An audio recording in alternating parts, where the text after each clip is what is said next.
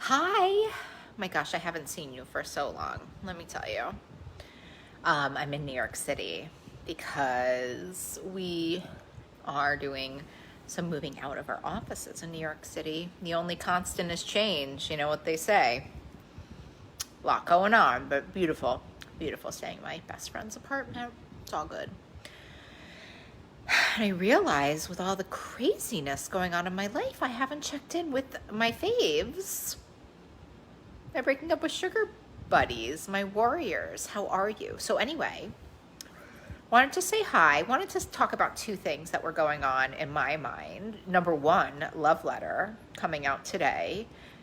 No is a complete sentence. Spoiler alert, coming out in 9 minutes. Just finished writing it a little while ago. And so many of you guys have been, you are what inspires me. So I am so grateful for you. And, I was just thinking a lot about like how hard it is for us to say no to so many things, right? To say no to a serving of cake at a birthday party, to say no to, picking up our friends' kids when we have other things we need to do, like saying no, hi Anne, all over the place. And so I wrote the love letter about that today because, I've really I've spent my life sort of going through people's binges, right? Like just talking through binges and talking through binges. We call it like a chain analysis, like analyzing when people have overeating episodes. I'm going to be talking about this a lot right now. Me and Alex, one of the amazing behavioral coaches at Beacon, and my writing partner, we're actually taking a course on codependency. It's really interesting. And, so what I found in every time that I would, review somebody's overeating episode with them, like 90% of the time it came from saying yes when you mean no, saying no when you mean yes, like, eating the bread at the dinner table, wishing everybody would leave, just so many times, like not being able to set boundaries, set limits, and no is such a gift of a word, my loves, if I've learned anything in this process. Like, holy cow. So, when I'm writing about in the love letter, so first of all, no is really one of the greatest gifts you can give yourself. It's also like having these boundaries is a really good gift that you can give others. And, I said this on Close the Kitchen before, but when you set limits and you set boundaries with people, like give them a minute. We've been like pushovers and yesing people forever. Like they may push back, but eventually they learn. And by the way, and I wrote this in the love letter, it was my sort of brave shout out, but some people can't respect our limits. And if I've learned anything in my food recovery, it's like it's really good. I swear on our friendship. But like sometimes losing a couple people in creating your new relationship with food is it's a huge gift. Because the thing is, these kind of like enablers and people who are trying to keep you down, they shake down, and then these like new, like amazing people come in. And I know that there are people in this group who have experienced it, because this group, which has been around like 7 months, has people who are like already like recovery best friends, and it's amazing. And they talk about this, and I heard some of my teachers talk about like a spiritual vacuum, and it's like when you can let go of something, then something new and better can often come in its way, and that includes relationships and people sometimes. Now, I know some of you are going to be like, Molly, it's my husband, and he is so not supportive, and it's a beautiful dialectic exercise to love somebody and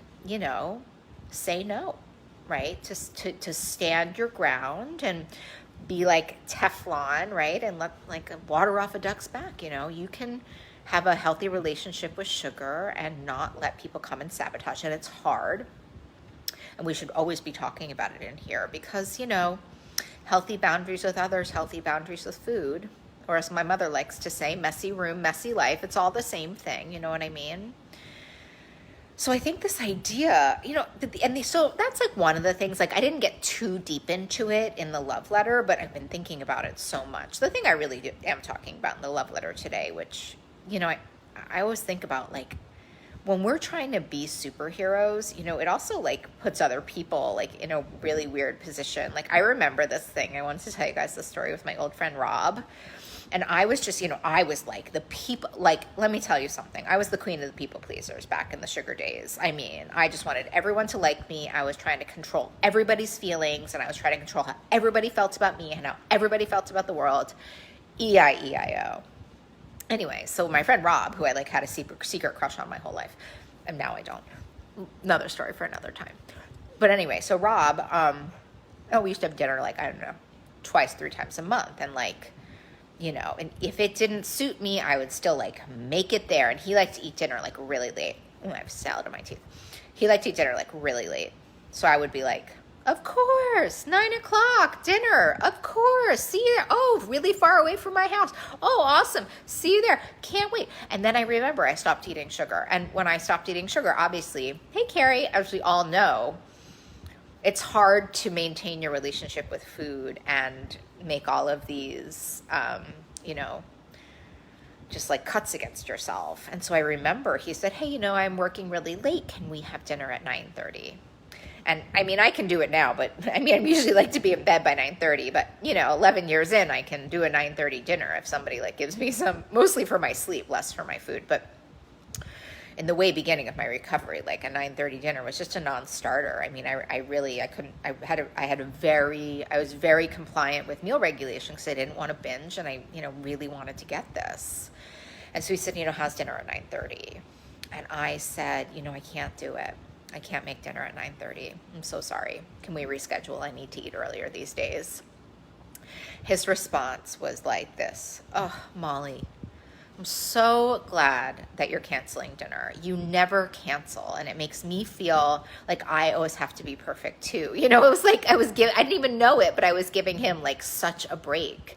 And by the way, all in the name of taking care of myself. And I know 11 years in, you know, my friends and my support team and my partner, all the people, like my family, like everybody's very in favor of my boundaries because they know it keeps me healthy and me safe. Like, you know, when I say no, you know, like I think people have a lot of respect for it. And, you know, and this is what I also said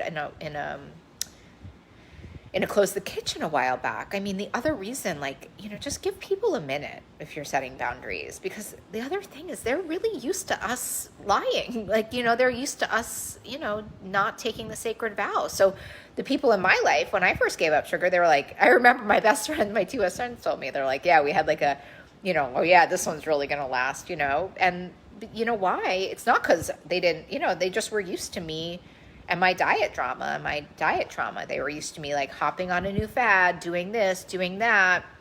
You know, it's like eventually, like, you know, now it's like I'm at Dria's house and Dria and her husband Tyrone are like, hey, Molly, we made the wings. These ones don't have sugar. I'm at my friend's houses. They're like, oh my gosh, you know what? We bought this marinade. Can you check it before we put it on the chicken? We want to make sure that you can have it. And we, you know, everybody is so supportive. And it's because I've held my boundaries, all sorts of boundaries, not just with my food, but with myself and saying no. So anyway, no is a complete sentence, my love. I think we have a lot.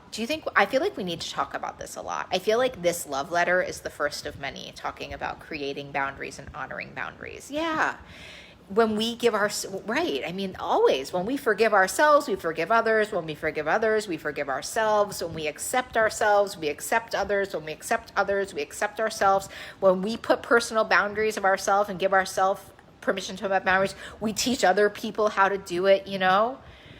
Never judge the audio, always judge the video, you know, never judge somebody by what they say, judge them by what they do, you know, and boundaries are such a great, I like to call them limits, by the way. I'm not a big fan of the word boundaries. It just feels like, you know what I mean? But anyway, all right, my loves, that's just my little check-in.